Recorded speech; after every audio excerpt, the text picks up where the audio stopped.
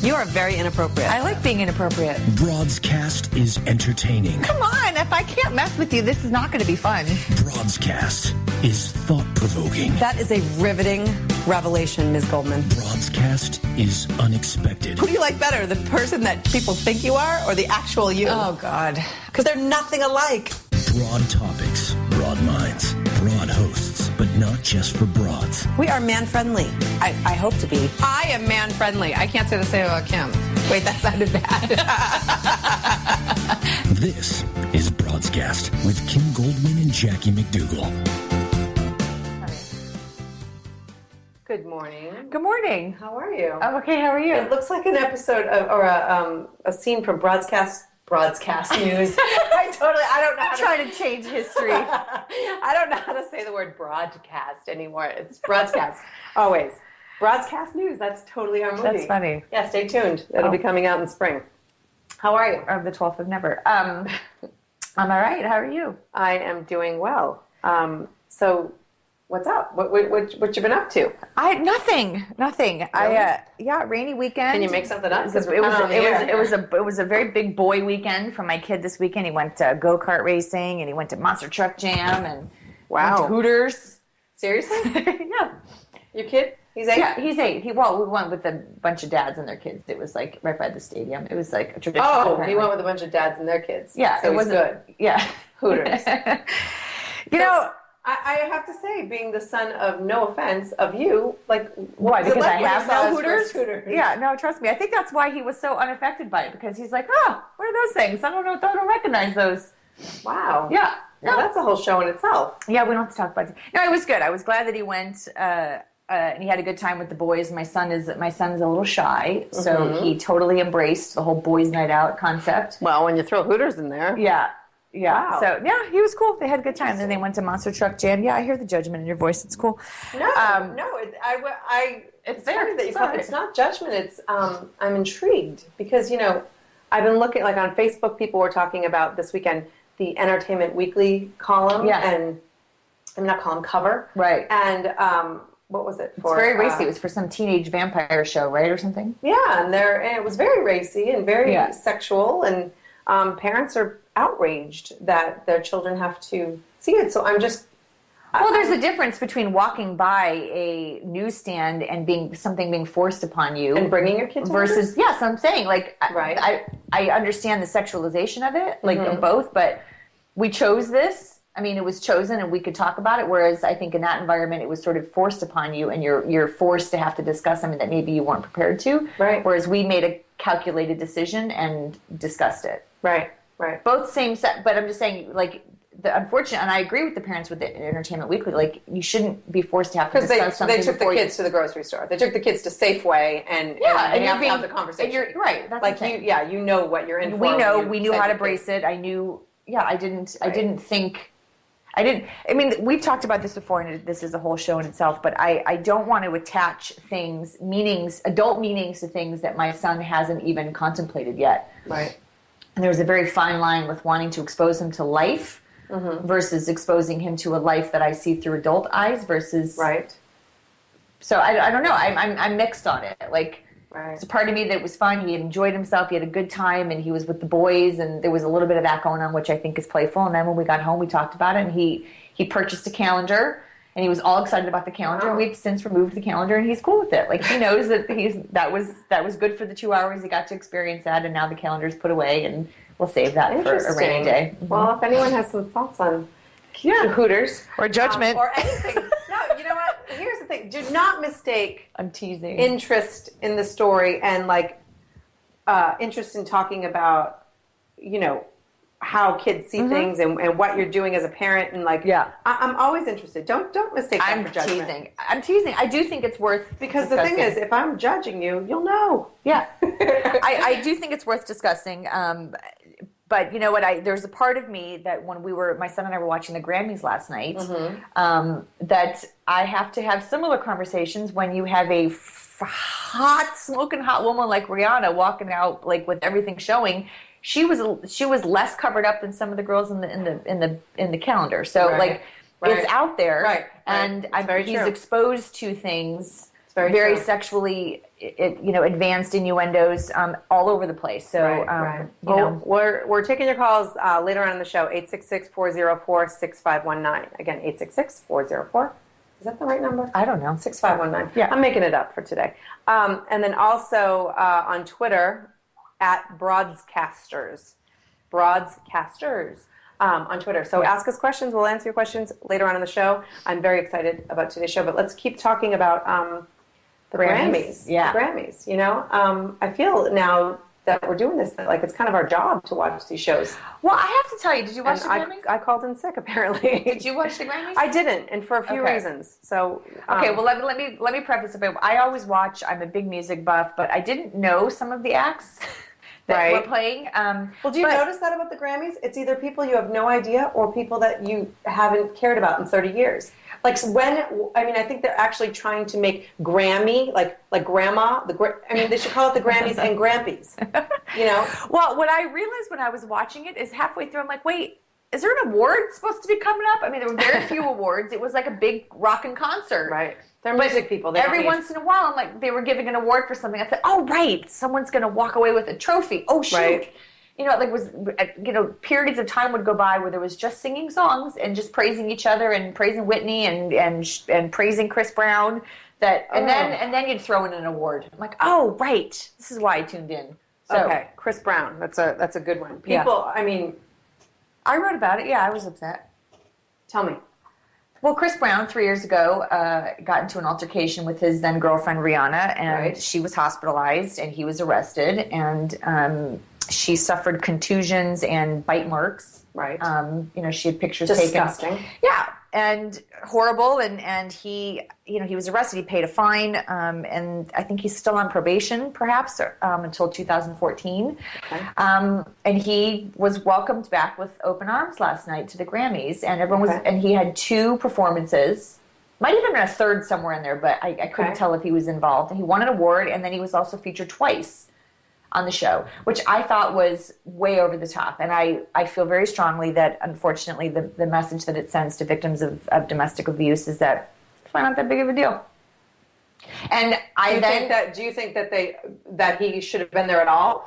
Or that he should have been banned or just not performed? I mean, I am pluck right down the middle. There's a part of me that feels like he is entitled to have his career. He's entitled to have his successes. He's entitled to rehabilitate himself and reemerge as... Right.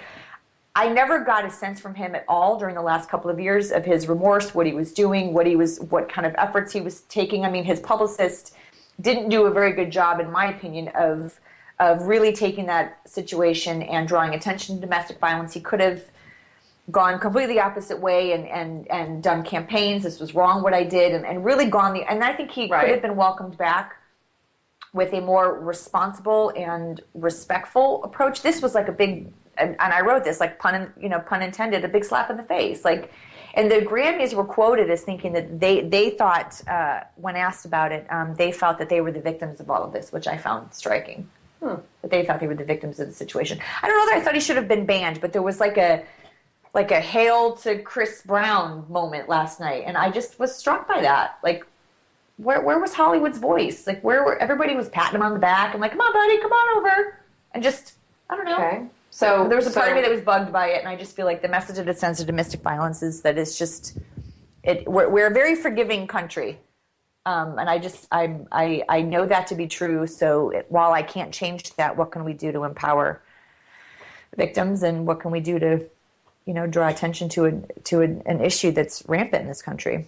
Right. Well, the thing is, I don't disagree that, it's hard when somebody does something like it's hard to forgive. It's hard to move on. It's, that, like you said, he hasn't used this opportunity to better himself, at least publicly. Right. But what about Tommy Lee? Do you go to Motley Crue shows? he was in jail.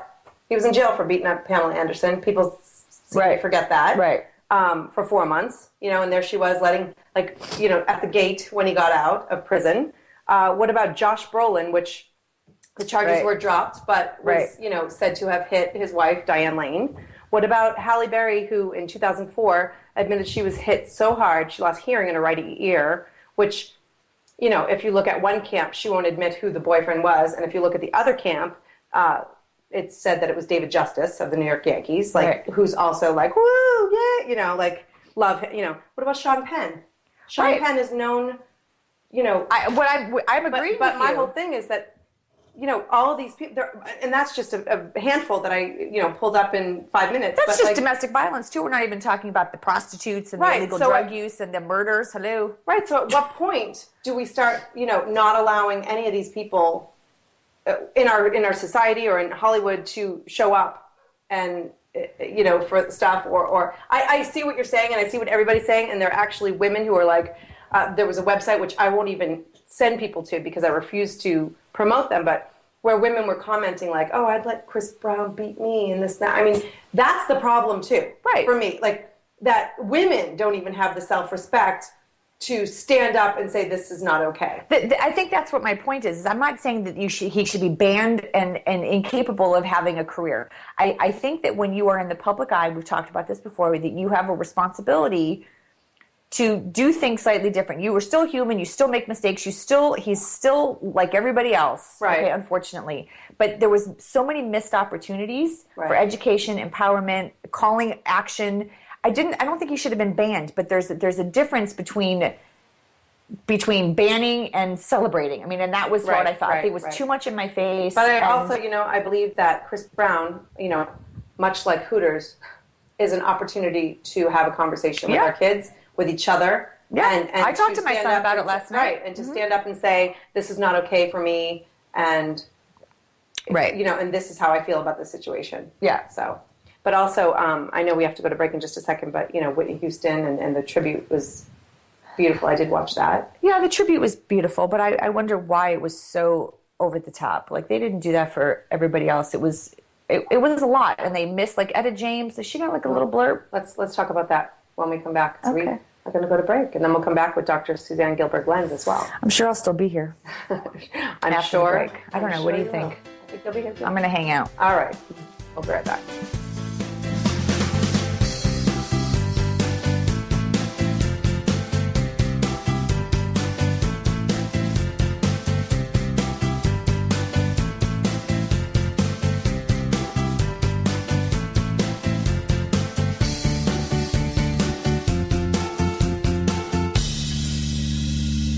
Are you fascinated by the stories behind the stories, the people behind their masks, the truth about people's failures and redemptions in both their business and personal lives? Then Off the Record Secrets of with host Judy Schreiner is for you.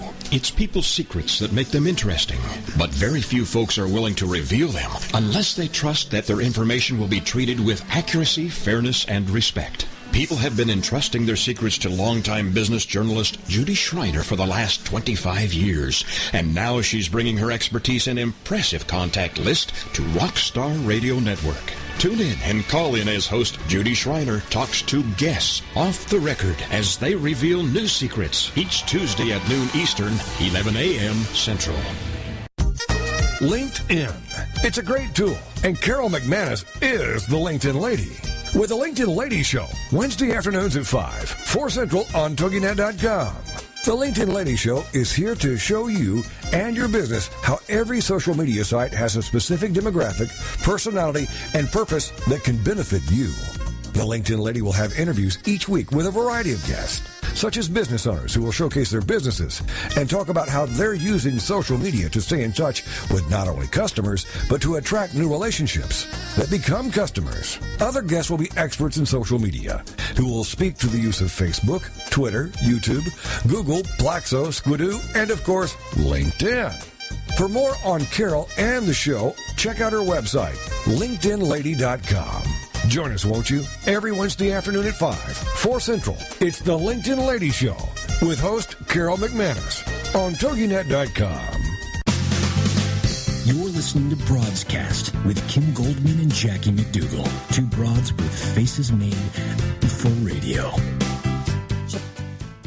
Welcome back. You're still here.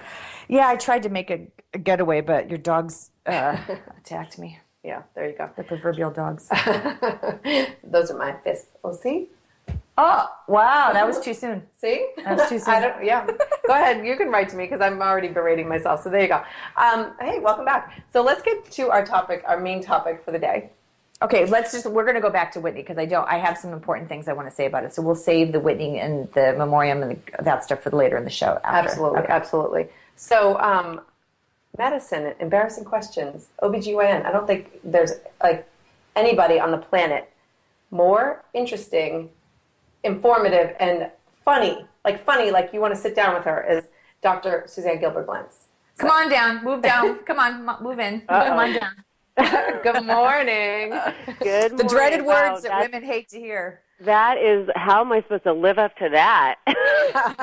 Just be yourself. Way to start the morning. Good morning. Good morning. Happy Monday. How are you guys? Doing well, Good. Doing well. Good. I'm sorry you interrupted me. I was spying on my son on Facebook. Oh. Ooh, that sounds like that would be a fun show. I know. Now, does he know that you can I know spy he'll on? never hear this, so we're good.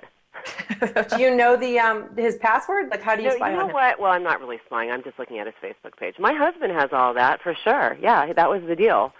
But he, do you have to be friends with him on Facebook? We can talk about that another time. It's not that bad. It's not that bad. Some of it's dumb, but Well, yeah, but we can't stop that. So no. Anyway, so one thing that I've always found incredible about you, and honestly, maybe in LA where you are, it's not as rare, but the way you take on integrative medicine. And so it's not just all prescriptions and stuff. No. I mean, I do. So, I practice in a standard conventional Western practice, and my partners all, and I, as well, practice standard conventional Western medicine. That is where the depth of my experience and training is. But I always had an interest in holistic medicine, and what's interesting is that it is apparently fairly rare to have a practitioner sort of with my background also with training in holistic medicine. So, but it's not unusual that that people in our area, are interested in that. And I don't think that's limited to Southern California or large cities at all, by the way. Mm-hmm. I mean, there's data. I think the most recent National Institutes for Health data shows that almost 40% of women have used or sought out, quote-unquote, complementary and alternative medicine. So that's a lot of people, and that stuff is usually 2 to 3 years behind. Is that something that you would suggest that women or males, when they go visit a doctor, that would be one of the questions that they ask? I mean, most people don't interview their doctors before they go meet with them. Right. I mean, when I had my son, I was taught, to interview them about their vaccine beliefs and breast milk and those kinds of things before I signed on. Do you encourage adults to do that too? I'll tell you something. I really do think that people should look a little more carefully at their doctor's background and training and whether or not they feel that they're going to be able to partner with their doctor. And I say that with the caveat being that a lot of doctors feel very kind of uncomfortable with that, and some even may feel offended. And I'm not going to lie. I mean, every once in a while I feel a little bit annoyed about it too. But, and that's more because practice is so difficult and we just don't have a lot of time. But I think that if you're willing to do the footwork and make an appointment that you make clear as a consultation to just sort of talk about, this is what I'm looking for, these are my needs, where are you coming from, understanding that, you're supposedly partnering with somebody who has some authority in their field, and you want to also be able to trust them and surrender some control there. But you need to be able to trust them. That's sort of the operative. I think people need to do that more. I don't think that the system that we currently have really encourages that. They don't encourage it because, I mean, what you just said, though, about not having enough time. I mean, I think, I don't want my doctor to feel like I'm a burden, but in the same breath, you're touching my body, you're getting into my innards. I want to know that you've got time and that you're going to dedicate your time, even if you fake it for the time that I'm with you. Like, I want to know that I'm being, taken very good care of. Right. And there's a lot of trust that's in place. So if you can't not you, but if you can't figure out how to make an extra 20 minutes to convince me and to tell me, why am I going to then turn over my stuff to you? Right. No, I totally agree. I think the way we view our health and wellness, though, is really out of sync with the way the system is set up, and that's not what we planned on talking about today, but it really puts a lot of pressure on both the office staff, the doctors, the other practitioners, and the burden really ultimately, I'm going to say, is at this point on the sophisticated patient. You need to be a sophisticated patient. That you don't need to be rich, you don't need to be educated, you need to figure out how to work the system that you find yourself in. If you are lucky enough, by the way, to be in a system, because like how many of us don't even have insurance?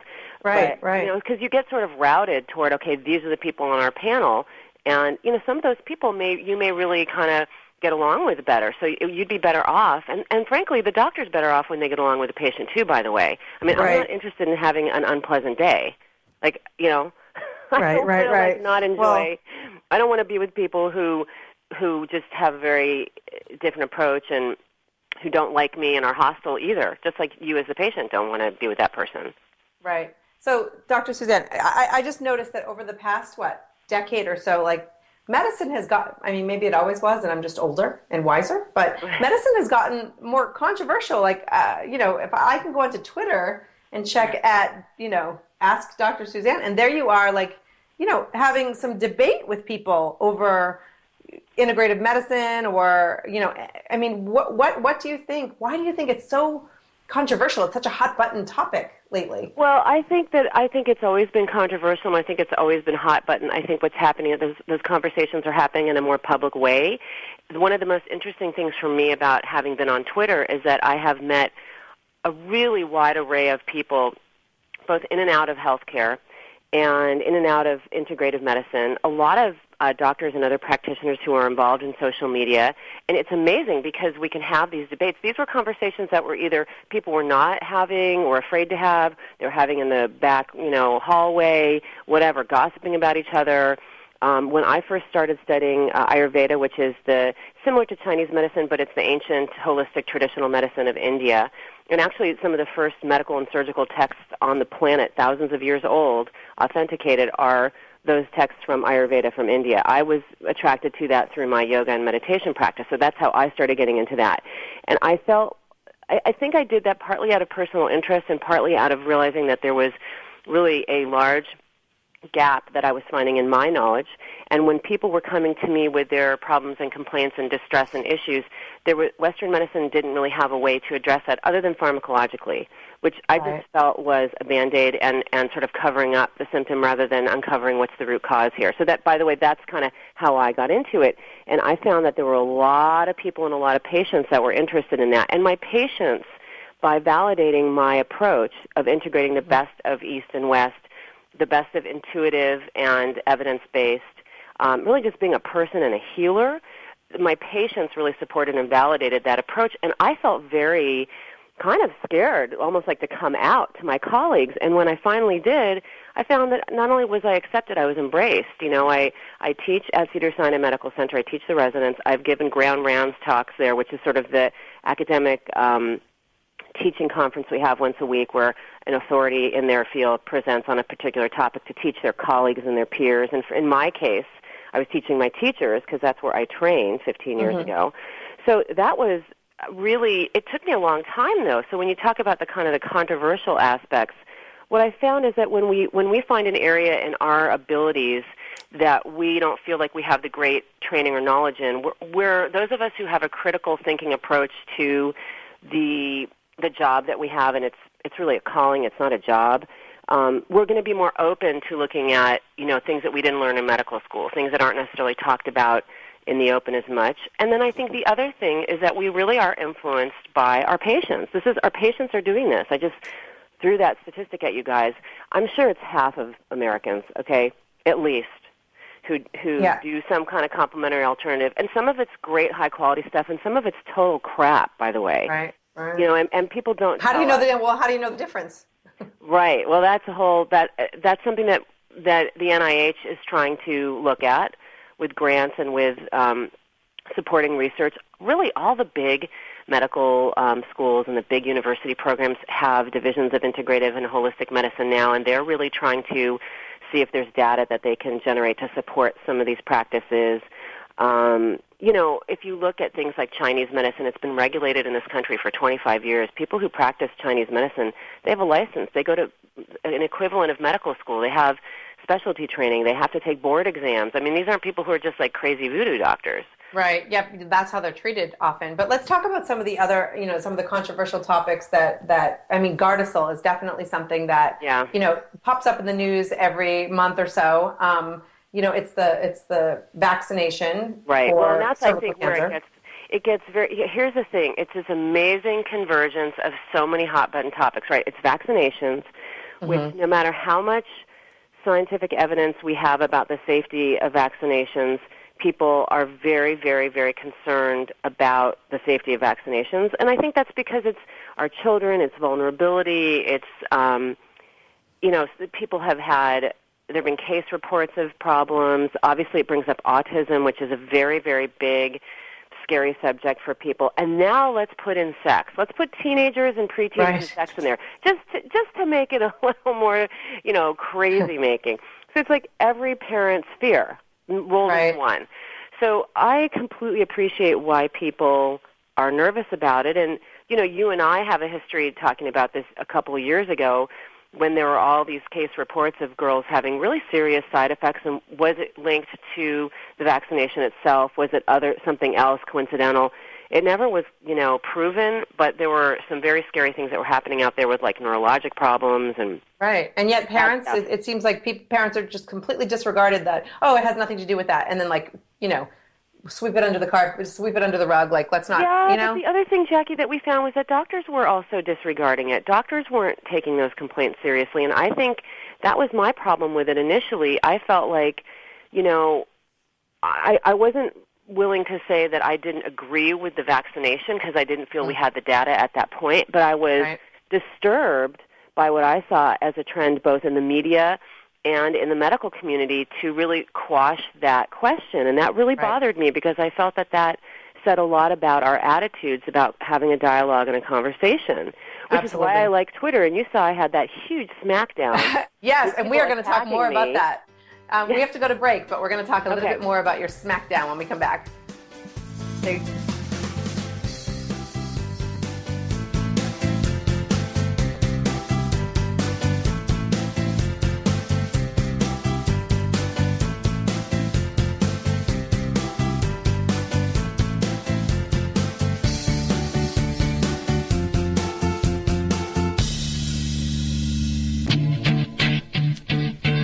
Booyah! That's the word uttered when you know you have the upper hand. Or you're the winner. Well, now we have the Booyah Radio Hour with Martin Pressey. Tuesdays at 9, 8 Central on TogiNet.com. Martin's show is all about helping speakers and authors find their niche, create their brand, and achieve massive success. Each week, Martin will interview guests from around the world who have achieved tremendous success as speakers and authors. You'll find out who they are, what they do, and how you can follow in their footsteps to achieve incredible results. Guests will come from around the world of business, entertainment, finance, the arts, and sciences. Nothing is off topic. No subject too taboo.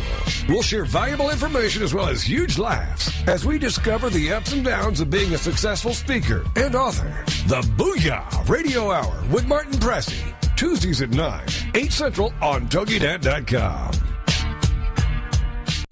Are you happy with your life? Satisfied with the direction you're taking? More importantly, are you content with the results you're seeing? Then Success Profiles Radio is the program for you. Join host Brian K. Wright as he talks to experts in many areas relating to life success, including expertise in leadership, business, relationships, careers, networking, health, overcoming adversity, and much more. Each week, we'll explore different aspects of success and how to apply them to your life. For more on Brian and the show, check out his website, briankwright.com. Each week is a dose of inspiration. So many people live their lives wanting more than they currently have. Success Profiles Radio is a show that will clearly demonstrate the principle, if I can do it, you can do it. So don't miss this opportunity to take control of your life and your results. Success Profiles Radio with Brian K. Wright, Mondays at 5 p.m. Central on the Rockstar Radio Network. You're listening to Broadscast with Kim Goldman and Jackie McDougall. Broad topics, broad minds, broad hosts. We are back. We are back with Dr. Suzanne Gilberg-Lenz, and Kim apparently is still here. I am. I'm listening. Thanks for staying with us. I'm ready to talk about G-spots, but if we're gonna, we can finish about Gardasil. I'm good. Well, I'm just, real quick, things like that, like the vaccine. I know in Texas they tried to make that mandatory, back in 2007, I think. Right. But do you believe that? Do you think that our government should this be mandatory for all? Or is this one of those things where, parents should be able to choose? No, I have a problem with it being mandatory. I don't get that. We don't make, here's the thing. When it's a communicable disease that could really have a huge public health effect, and of course, technically, I guess cervical cancer is both of those things. Even with, rubella, measles, mumps and stuff, you have to do that to go to public school, right. But you could get a waiver for it.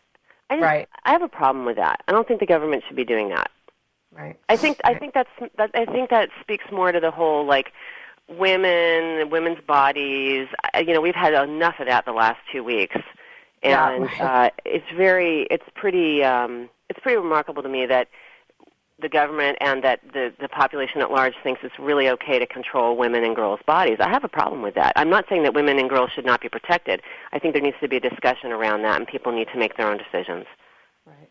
Well, on the other hand, you have Plan B, which Kim had found. It's in a vending machine in Shippensburg University in Pennsylvania. Right. Yeah. What do you think about having access for girls to be able to have such quick and immediate, spontaneous access to Plan B? Oh, my God, I think that's amazing. Are you kidding me? Because here's the thing. If they don't realize they can use it, or they're too embarrassed to go buy it, or the pharmacist gives them a hard time, or they're of a certain age and they have to ask the pharmacist for it, that really prevents people from using it, and time is of the essence. Because we know that the more rapidly that Plan B is used, the higher the rate of success. And by the way, that is not an abortion pill. That really so explain the difference, because I think that's where people get caught up in the Plan B option. So what's the difference? It's a hormone interrupter. All it does is it changes the hormone level so that it makes the environment inhospitable to an implantation. There's no conception. It has nothing to do with the conception. So it's no worse than taking a birth control pill. That's where it came from originally. It's not exactly the same thing, because it's not prevention in the same way where you're not releasing, you're not ovulating, you're not releasing an egg. That's what birth control, hormonal birth control does. Some of this is just people not being educated about their options and not understanding. And some of it, I understand people on the other side of the argument may feel this is semantics, but I don't agree. I think it's science. Well, but here's the thing. So you have a very short window of opportunity to take this. Right? 72 to, I think, 96 hours is the maximum, but it's really not. You got to do it ASAP. And if you know that there's a vending machine in the dorm, you can go down the hall. Because a lot of what prevents people from access, in general, but especially younger people, is embarrassment. Right. Well, we're getting a message too, though, but that says, why not condom vending machines? You don't see those. I haven't anyway. But you can get in the bathroom. Am I really old or something? Didn't they used to have those? In the bathroom. Yeah, like in bars and stuff. In the bars, yeah. I thought that was just a Hollywood thing. No, they're in there. I remember that from college. Oh, really? Yeah, me too. Wow. It kind of grossed me out, but I don't know. I never could understand. I was of the mindset that I would carry a condom. I never used them because I'm too much of a prude, but they were there and it was taunting me, but I never...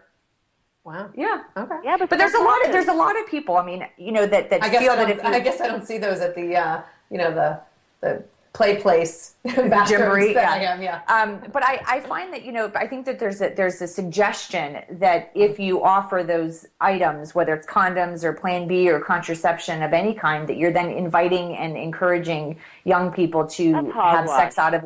And I listen. There's no data. Show me the data. Show me that data. That's bullshit. Am I allowed to swear? I do. It's okay. You just did. Yeah. But I'm curious as to, I think the part for me that gets so confusing are the age requirements. I mean, in California, and honestly, I don't know if it's across the country, but in California, girls can have abortions. I think it's 12 years old and older, or maybe 14. Let's just pretend it's 14 because I don't remember. But without having parental consent. Right. I'm confused by that, as opposed to Plan B, it's 17 is the target age. Like, I don't understand the discrepancy between what I feel like the abortion should be higher and the Plan B should be lower. Right. But here's the thing. This is because none of this is being formed in some comprehensive way. It's just like this haphazard throwing stuff out there. A lot of stuff is done in order to ignite, controversy and get whatever side of the debate going, and especially around election time, you start seeing a lot more reports of this stuff, and it's because it's not really about public health or safety in general. You're right, that makes no sense at all. Yeah. It makes no sense. Well, neither does making sense of the Journal of Sexual Medicine that claims the G-spot does not exist. Do you see how I did that right there? So I saw that. I was like, okay. I mean, I don't want to reveal too much, but, I thought it was funny that I think the report was done by men. People feel better who don't have one or can't find it, or are with someone who can't find it. I don't know. I think that study was done by a bunch of guys who just can't find it. Yeah.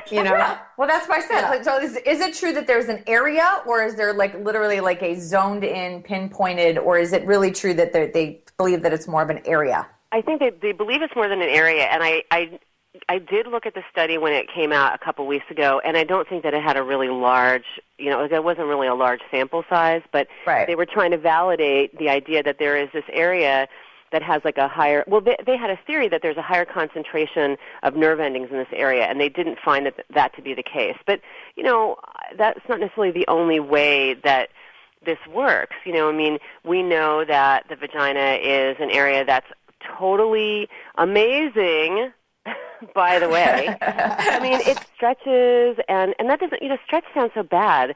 This is tangential, but it's related. So, when I'm attending a birth, one of the things that I don't like to say to people is, when the head is crowning, that, take it easy, let it go slow, it's going to stretch things. Because I know women have this bad association, ooh, I'm going to have a big, floppy, stretched-out vagina. Right. Which is not really true, because the cool thing about the vagina is it's this awesome, the best handbag ever, okay? The most expensive, amazing handbag. That could be a teeny cute little clutch when you go to the Academy Awards, but then could be massive, and you could put your dog in it when you're driving your kids to carpool. And then it would be I don't want to put my dog in it. You could go to the Grammys, I always said that about the vagina. The fact that a baby can come out of something that you can barely get a tampon in is very confusing to me. A human person can come out of that little tiny hole. Because it has all these amazing properties of being able to expand and contract, just like another certain something that hangs around flaccid and then gets hard. Hello? How come it's believable that a penis could do that, but nobody believes the vagina could do that? The vagina does the same damn thing. And so I think that maybe it's not just nerve endings. It has to do with blood flow to the area. We know blood flow increases during arousal, and maybe hormonal or some other immune response. Maybe there's a concentration of some kind of factors, endorphins, I don't know, I'm just making this up because I'm not a scientist, that flows to the area and that increases sensitivity and response. So I think it's great that they're even studying this. I don't necessarily think they're trying to say, oh, ladies, you're not really having that awesome orgasm. I think that they just, looked at sort of a baseline of what might explain it and didn't find that explanation to be true. Well, aren't there varying degrees of orgasms? I mean, I've talked candidly amongst my girlfriends, and some of my friends are incredibly orgasmic, and they can have multiple orgasms from penetration, whereas others, can't. And so I'm wondering if there's, for those that say they can't, are there varying degrees of it, and you don't necessarily know or equate it to what an orgasm would be like if it was done manually? I mean, I've seen videos when I was in college of women that would squirt.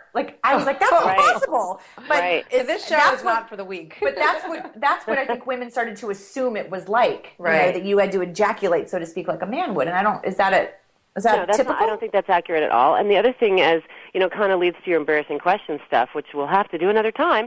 But, here's the thing. women, you're right, women all do not have the same orgasm, and who cares? Like, are you having a good time? Are you enjoying yourself? Why does it need to be like somebody else's? One of the questions that I do get is, like, how am I having the right kind of orgasm? People are very concerned, and they feel like if they don't have an orgasm from penetration only, that somehow is an orgasm. I mean, a lot of women, probably most women, need some help, need some clitoral stimulation.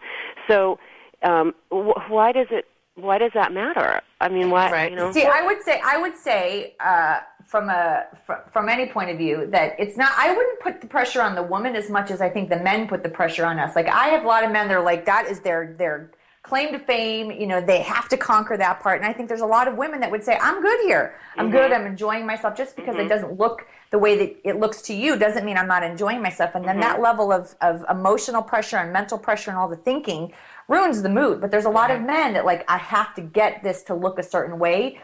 And women, I mean, it can feel good, it can look good, it can all this stuff without having it to, like you said, look a particular way. Right. But it does, you know, and I know we have less than 2 minutes left with you, but you mentioned the blood flow increases, you know, during arousal, and I think that's one of the questions we've gotten several, you know, we got some questions in, but one of them that's a common, you know, thread here was not being aroused when they start, like that the guys or, you know, that they're not taking enough time. Yep. So all these women are like, I can't get in the mood, and I, you know, so I don't think the blood flow is happening because they're not aroused when it starts. Oh, 100%. And I think that's a big thing too. It becomes like a really big problem in relationships where then there's a lot of pressure, and once you're thinking about it, you know, forget it, you're done.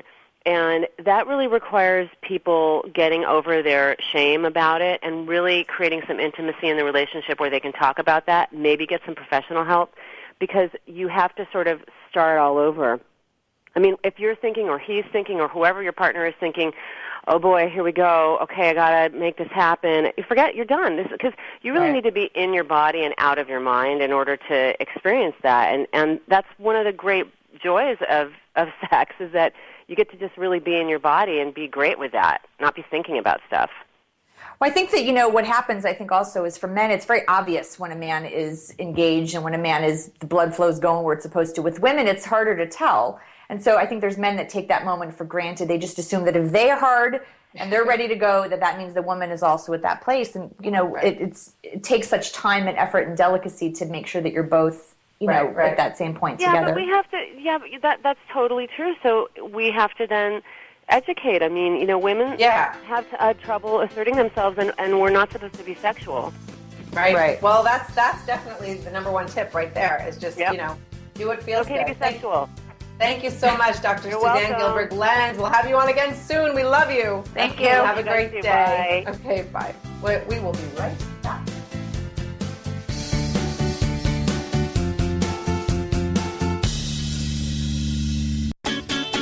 Are you the kind of parent who just wants their kids to live the life of their dreams?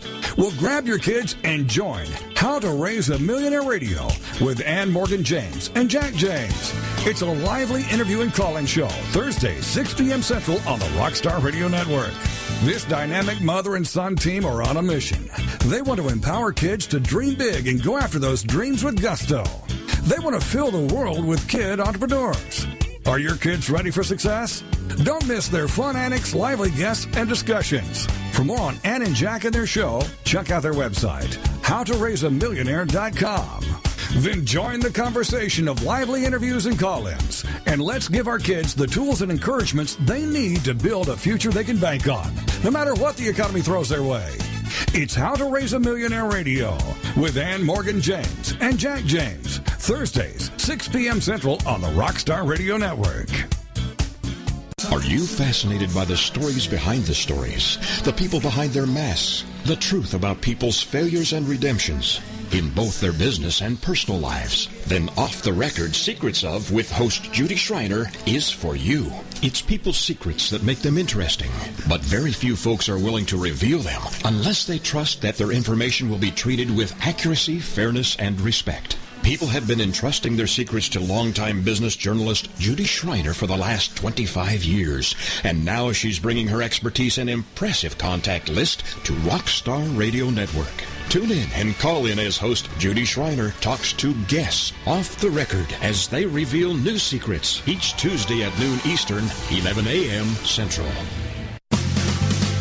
You're listening to Broadscast with Kim Goldman and Jackie McDougall, with topics as broad as their butts. Well, at least Jackie's. We are back. Oh my gosh. Apparently my butt is not the only thing that's broad. So in the words of our famous love, Betty White, why do people say grow some balls? Balls are weak and sensitive. If you really want to get tough, grow a vagina. Those things take a pounding. Okay, I just have to say, Dr. Suzanne's comment about vaginas being like a handbag was hilarious. Yeah. I'm never going to be able to look at my handbag the same. See, I know, right? I have a lot of purses, so I'm kind of concerned. Yeah. I don't know. But, that's what and when I set her up, when I was introducing her, I was telling you, like, she really, I know she's got this incredible background in this amazing, body of knowledge, but she talks like a girlfriend. Well, one of the things, because I went and did some research on her, one of the things, I think it was on Mom Logic, actually, that I found her post. That's where I first met her. Wonderful. Yes. Was about the lost tampon. Oh, yes. And, tell us more about that. Well, the lost tampon, and it's funny because this came up with someone that I know recently, that there was an odor from down under, and called the doctor, went in and realized that there was a tampon that had been lodged up into her vagina, and that was causing the odor, and they were worried about toxic shock syndrome, etc. So I just coincidentally had gone on to Dr. Suzanne's blog post and found that she'd written about this, and the first thing she wrote was, "Ladies, keep track of your tampons." And then she continued to write that it is disgusting. It does smell. Yes, we get grossed out too, but you're not the first one. But so there was this tone that she had as she was writing. She's very relatable, that she really made you feel comfortable that if, God forbid, you came in there with a jammed tampon up your vagina, that it would be cool. It would still be gross, and we could all talk about how gross it is, but there's no shame. And I think that was the point, that you have to feel comfortable with talking to your doctor. Right. I get embarrassed when I go to the gyno and I'm sitting on the table and she's like, scooch down more. And I'm like, oh God, this is so humiliating. It's embarrassing. It's very humbling to experience, the gynecologist. So she, would probably make me feel very comfortable and very much at ease. And now I know that when I go to the doctor that things are disgusting. And when my doctor's faking it, I know they're lying. When they tell me that it's not gross, it's gross. There's things that are gross. Yeah, but they don't want to tell you. They got to do their job. I know, but now she's ratting everybody out. It's disgusting. And that's what I love. That's what I love about her. Yeah. So let's talk about some other topics that, won't make our producer blush so much. So let's go back to the Grammys a little bit. Okay, so we could talk about Whitney. Let's talk about Whitney. Not that I'm always open to talk about sex and stuff, but let's talk about Whitney. Okay, so were you surprised? I mean, everybody is like heartbroken and like devastated and so sad and like all this stuff, which I'm not taking away. Right. But were you shocked? I was not shocked because there's been a history, right, of drug abuse and it's sad. It feels like there are two camps. There's the one camp that's shocked and saddened and playing, all of her songs, and then there's the other camp who's like, what do you expect? That's what happens, and we shouldn't glorify drug users. And I don't think that by honoring the person, you're honoring drugs. Well, but let me ask you, like a month before, were they doing anything to? Well, that's honestly. Look around, look on Twitter, look on Facebook. Like, I have not said a word about Whitney, because what really makes me sad is that I feel like a month ago, everybody was like, she's a train wreck. She's she's this, she's that. And not giving her any sort of respect for her demons or, for what she was going through. And now it's like, oh my God, she's gone.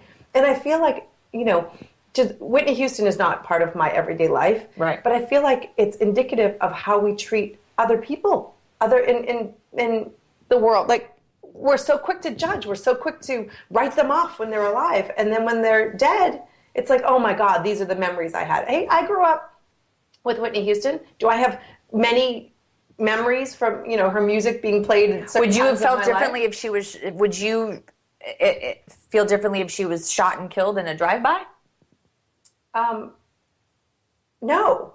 The thing is, like, I don't have judgment for not judgment, but like if she was shot and killed in a drive-by, and there was this horrible, she was murdered, would you have, because I put something on my Facebook about a memory that I had. She was the very first prize I ever won in my life. It was a cassette tape, and I won it, and I was thrilled. And that's what I wrote, and I put the national anthem, which was the song that really moved me. I didn't write I'm so sad, I'm so devastated, because I'm not. I don't have any love loss. I just had a memory. Right. I don't feel that glorified her. It was a memory that I had that, for me, worked. But if she was shot... Right. I mean, there's a part of me that says, sadly, she brought this on herself to some extent because she wasn't sober, and she contributed continually to living a life that was filled with drug abuse. Right. So ultimately, that's what's going to happen lots of people, no? I'm not. I'm thinking. This is my thinking face. If only everyone. This is your thinking face. No, I don't write it off because she was. Those are her. I was watching an interview with her from a few years ago, and she was asked, what was her worst? What was her, her demon? Was it cocaine? Was it alcohol? Was it this? Was it that? Right. And she was like, it's me. Right. I'm either my best friend or my worst enemy. Right. And honestly, Kim, I found that comment to be so relatable. Right. I think that we all have this, we wake up and some days we feel on top of the world, and some days, the woman couldn't, she didn't have the ability to cope with certain things, and she was an addict, and I feel bad, and no matter how she died, I think, you ever notice, like, when somebody gets in a car accident and then people, were they drunk? Were they drunk? Like, let me just tell you, the mother of that child, whether they were drunk, they weren't drunk, whatever, is grieving equally. There's her daughter, who was inconsolable, of course, it didn't matter to her that her mother was a drug user or not. Yeah, her mother's gone. I'm not diminishing the loss by any stretch. I'm just saying that I feel like there becomes like these double standards sometimes. I mean, you forget sometimes the life that someone lived because suddenly they've died. And I think, and again, I'm not judging. It's horribly unfortunate and sad that that was the demons that she was dealing with, and everybody that was close to her. But when I watched the Grammys last night, and there was this everything was a tribute to Whitney. Well, look at Michael Jackson. I felt the same way about Michael Jackson. I have more problem with Michael Jackson. Because Michael Jackson was, and you know what? He was never found guilty in a court of law, and I get that whole innocent till proven guilty. But, like, you know what? Michael Jackson was accused of molesting children. I can't get past it. And that's like, we've talked about this, ad nauseum. But so to me, do I have memories? I have amazing memories. I had that Thriller poster up on my wall. I was all in when it came to Michael Jackson. I just wonder why, though, last night, like at the Grammys, like why Amy Winehouse wasn't featured more. She was a raving lunatic and drug addict, but she was apparently very, like... Yeah, but Amy Winehouse was not. I mean, Whitney Houston has been in our lives for decades. But so is Etta James. Etta James got like barely a shout out last night. Etta James wasn't all that recognized. Etta James was not a pop culture icon. Whitney Houston to us, but Etta James represented something huge back in the day when she like. You know what? The Supremes are not a pop culture icon to me, but if I was born in that era and that was what my music was, I would feel. But most of those people weren't watching the Grammys. But I'm just saying, like, it was new, it was fresh, it was. I mean, we're talking about people who sold more albums. Like, I mean, Etta James. Yes, but Whitney Houston's been. My point is, when I was watching the Grammys last night, and again, I'm not diminishing the important role that she played in music, right? And she was. Listen, I'm a huge fan of hers back in the 80s and the early 90s. So when I was watching last night, and everyone has their tearful, memories of her and the remembrances, and everyone suddenly in their acceptance speeches is acknowledging Whitney Houston for their teaching them how to do riffs. I mean, Lady Antebellum, one of my favorite bands, was applauding Whitney for giving them the inspiration to learn how to do riffs in their music. Like, really, would you have said that if she didn't die, like, suddenly? Right. But I agree with that, because a week ago, nobody would have honored her because she was a train wreck. That's what I'm saying. So last night when I was watching, it was commentary after commentary after commentary, and then you get like a blurb for Etta James, you get a blip for Amy Winehouse. Don Cornelius was bare. Like, there's other people that have made such great, tremendous impact that got no acknowledgement or very little acknowledgement last night. Right. And then Whitney, like, but here I was just surprised by that. But I'm not surprised. I was disheartened by it slightly. Yes, because you know what? I agree with you that, you know, when she was alive and nobody was honoring her, nobody was any of that. They were judging. They were, you know, but I guess for me, there are two different camps. I'm talking about, you know, in the entertainment world, people who were maybe putting pictures of her, or, you know, some of the gossip sites or whatever, like, look at her. I mean, just a few nights ago, you know, look at her, and she's out of her mind. She's off her rocker. She's this, you know, and then it's like, oh my gosh, these were my memories. This was my, you know, that is so hypocritical to me. Well, that happens. But hold it. Sorry. But when it comes to personally, I feel like it doesn't matter how she died. It doesn't matter where she was in her life. She was a mom. She was a sister. She was a daughter. She was all of these things. Right. And when it comes to Whitney Houston, the human being, not the celebrity and not the, you know, then it doesn't really matter to me if it was expected, if it was, you know, how it happened. It's tragic. It's just tragic because I think of other people in her life and all those people who probably worked so what I was saying to help her. Right, but I was saying, though, because you were saying that you didn't contribute to any of the memories sharing and all the stuff on Facebook and Twitter. There was a reason that you didn't. Because I didn't want to feel like a hypocrite. Because, you know what? But it's still a loss, so why wouldn't you have just honored the loss of her, regardless of the fact of how she died? Because it wasn't my loss. It wasn't. I have fond memories, and I thank her for those, you know? Yeah. But it's not my loss. It's not... for me, I think about her daughter. I think about that poor girl who's lost and left with Bobby Brown, you know, right. Who it could be a lovely man. Who knows, you know, but I just, you know. A lovely man that beat the crap out of Whitney Houston. Well, and you know, read up on that. So she was standing by her man. No, but she was set to beat him up. Yeah.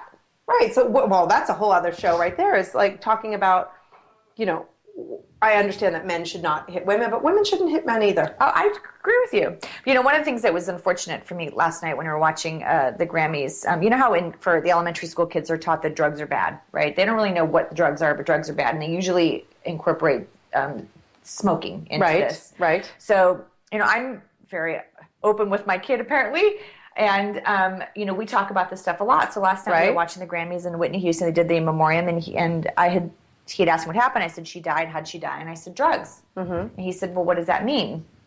And I said, remember how we've talked about the drugs are bad? And he said, yeah. And I go, well, drugs can kill you too. And he said, so does that mean that my dad's going to die? Oh. And I was like, holy moly, because his dad smokes. Right. And I was like, cigarettes. And I was like, oh God, I did not prepare for this. And I was panic thinking, and I said, well, some people can die from smoking. But anyway, it was just this whole conversation that immediately I was not prepared to have because I was trying to impress upon my kid the drugs are bad and they could kill you. And then, holy crap. Yeah. Well, we should definitely talk about that. Right as we're going into break, I'm so profound. No, we're not even break. We're done for the day. Profound. It's over. You are. When no one's listening. It's going to have to be a 2-hour show, I think. So, anyway, thank you so much for visiting. Thanks for visiting. Hope you come back again. See you later. And will you show up next week? I might. Great. Love to see you. All right. Have a good week.